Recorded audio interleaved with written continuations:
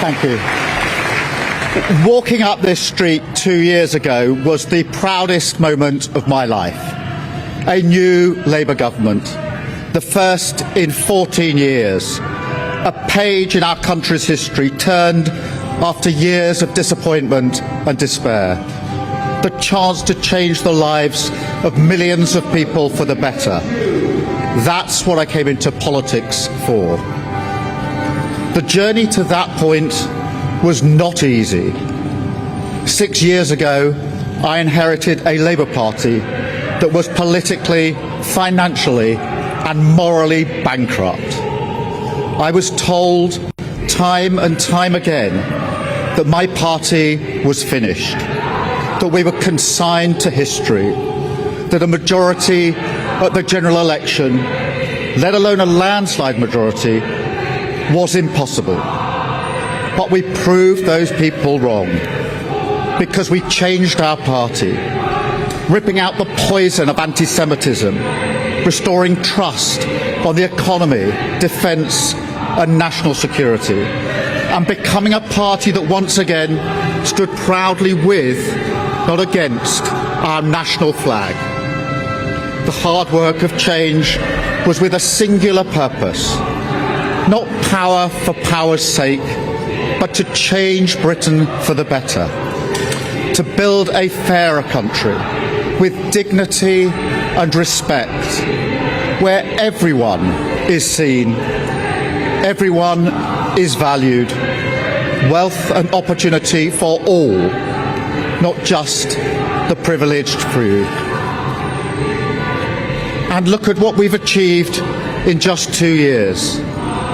An economy that is stronger, growing faster than our peers, wages rising faster than inflation in every single month since we came to power, investment secured, infrastructure being built, an end to austerity with the fastest fall in NHS waiting lists for 17 years, the biggest improvement in rights for workers and renters in a generation, the biggest uplift in defence spending since the Cold War, small boat crossings falling, asylum hotels closing, protecting young people from social media, and 500,000 children being lifted out of poverty because of the choices that I made.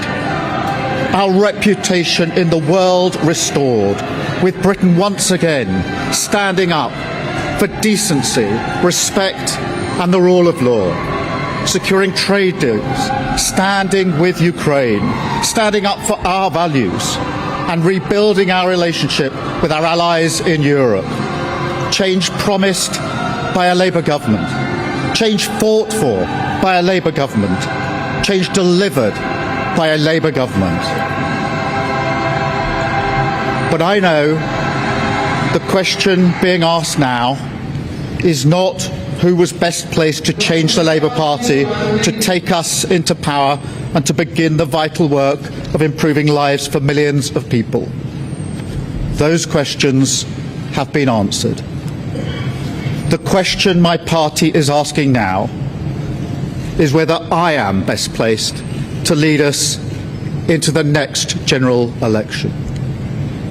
I have heard the answer of my parliamentary party to that question, and I accept that answer with good grace. Every decision I've taken has been about putting the country I love first. That is why I will resign as leader of the Labour Party.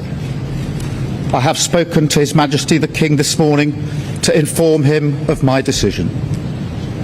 I will ask the National Executive Committee of the Labour Party to set out a timetable with nominations opening on the 9th of July and completed by the summer recess. In the case of a contest, this will ensure a new leader is in place before Parliament returns in September.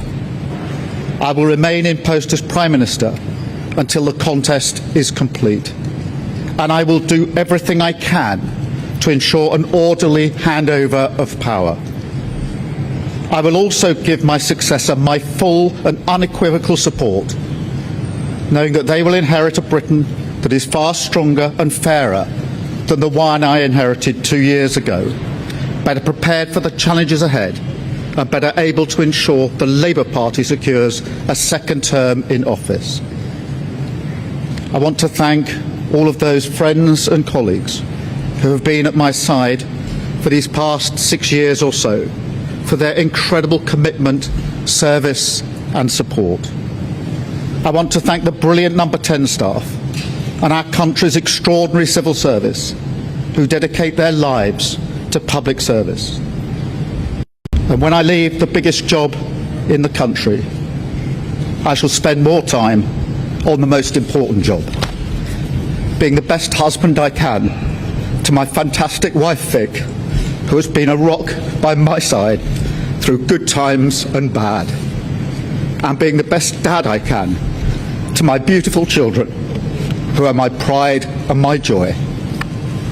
Thank you very much.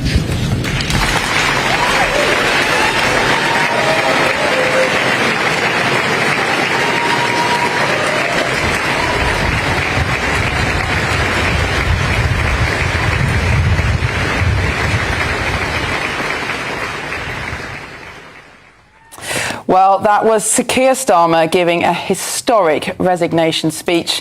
His wife, Lady Victoria Starmer, by his side, becoming quite emotional at the end, but talking about